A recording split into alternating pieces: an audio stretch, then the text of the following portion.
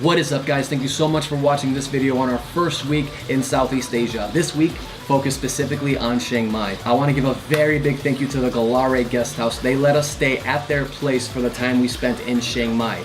Everything you saw in this video is a 10-minute walk away from this place at most. This guest house has the perfect location so you can go out and enjoy the culture of Chiang Mai but still have a peaceful place to come back to. And not only that, but the property is gorgeous. It is very green, the food is amazing, and you get this gorgeous view of the river. If you guys are coming to Chiang Mai, I can't recommend this guest house enough. I will leave a link in the description below so you guys can check them out. Just let them know that Rafal sent you. If you guys like this video, consider hitting that subscribe button to see all the upcoming adventures we are going to be a part of in Southeast Asia. A like and a comment wouldn't hurt either. Thanks for watching, guys. I'll see you next time.